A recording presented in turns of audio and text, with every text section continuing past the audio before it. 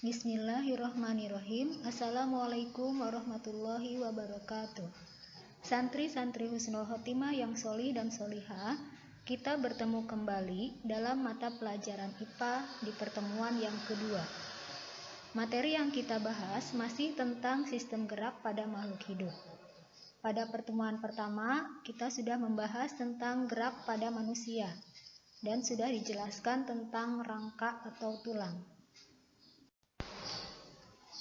Bahasan selanjutnya yaitu sendi. Sendi adalah penghubung antar tulang. Berdasarkan sifat gerakannya, sendi terdiri dari 3 jenis. 1. Sendi mati atau sinartrosis, yaitu sendi yang tidak memungkinkan terjadinya gerakan. Contohnya, sendi pada tulang tengkorak. 2. Sendi kaku atau amfiartrosis, yaitu sendi yang memungkinkan terjadinya sedikit gerakan. Contohnya sendi pada tulang rusuk dengan tulang dada. 3. Sendi gerak atau diartrosis, yaitu sendi yang memungkinkan terjadinya gerakan bebas. Sendi gerak terdiri dari sendi pelana, sendi engsel, sendi peluru, sendi putar, dan sendi geser. Pertama, sendi peluru. Sendi peluru memungkinkan gerakan ke segala arah, ke samping, ke atas, ke bawah, ke depan, ke belakang, dan juga berputar. Contohnya, sendi pada pangkal paha dan pangkal lengan. 2. Sendi engsel. Sendi engsel memungkinkan gerakan ke satu arah. Contohnya, sendi pada siku dan pada lutut. 3. Sendi putar. Sendi putar memungkinkan gerakan berputar. Tulang yang satu memutari tulang yang lainnya. Contohnya, tulang hasta dengan tulang pengumpil. Keempat, sendi pelana. Sendi pelana memungkinkan gerakan kedua arah. Contohnya, sendi pada ibu jari dengan telapak tangan. 5. Sendi geser. Sendi geser memungkinkan gerakan bergeser. Contohnya sendi pada pergelangan tangan dan pergelangan kaki.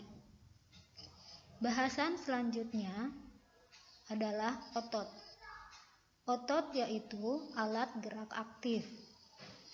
Cara kerja otot terdiri dari 2 macam. Yang pertama, kontraksi, yaitu memendek atau mengerut. Yang kedua, relaksasi, yaitu memanjang atau mengendur. Otot terdiri dari 3 jenis, otot polos, otot lurik, dan otot jantung. Perbedaan dari ketiga otot tersebut adalah sebagai berikut. Pertama, bentuk. Otot polos berbentuk gelendong. Otot lurik berbentuk silindris. Otot jantung berbentuk silindris bercabang. Yang kedua, inti.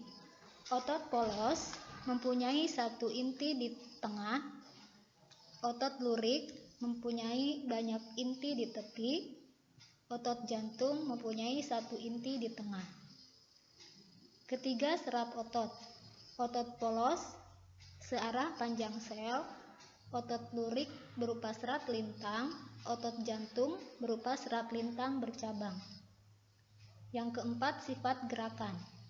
Otot polos bersifat tidak sadar, artinya bukan atas perintah otak kita. Otot lurik bersifat sadar, artinya berdasarkan perintah otak kita. Otot jantung bersifat tidak sadar. Yang kelima, kemampuan kontraksi. Otot polos kontraksinya lambat, teratur, dan tidak mudah lelah. Otot lurik cepat, tidak teratur, dan mudah lelah. Otot jantung lambat dan tidak mudah lelah. Yang keenam, lokasi. Otot polos terdapat pada dinding saluran pencernaan, saluran pernapasan, dan pada dinding pembuluh darah. Otot lurik terdapat pada otot alat gerak. Otot jantung terdapat pada dinding jantung. Untuk gambar bisa dilihat. Selanjutnya, cara kerja otot. Cara kerja otot diantaranya berupa antagonis dan sinergis. Antagonis yaitu bekerja secara berlawanan.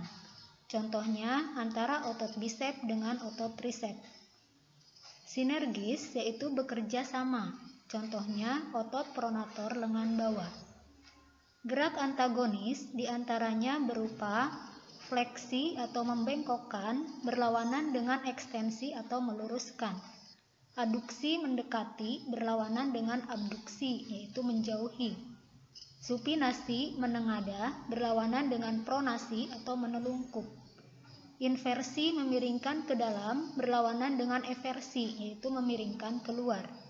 Depresi menurunkan berlawanan dengan elevasi yaitu mengangkat.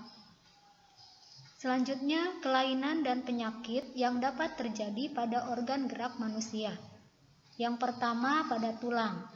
Di antaranya akibat kecelakaan yaitu retak tulang atau fisura, patah tulang atau fraktura. Kekurangan vitamin D yaitu rakitis, yaitu tulang bengkok seperti huruf X atau O. Karena kekurangan kalsium yaitu berupa osteoporosis atau pengeroposan tulang. Sikap tubuh yang salah. Pertama, lordosis yaitu tulang belakang terlalu membengkok ke depan. Kedua, kifosis yaitu tulang belakang terlalu membengkok ke belakang. Yang ketiga, skoliosis yaitu tulang belakang membelok ke arah samping, bisa ke kanan atau ke kiri. Selanjutnya pada sendi. Di antaranya berupa memar yaitu selaput sendi yang robek, urei sendi yaitu lepasnya tulang dari persendian, artritis yaitu radang sendi.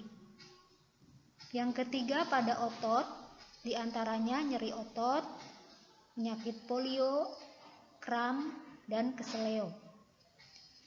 Selanjutnya, upaya menjaga kesehatan sistem gerak manusia. Di antaranya yang pertama dengan mengkonsumsi makanan yang bergizi, terutama yang mengandung vitamin D dan juga kalsium.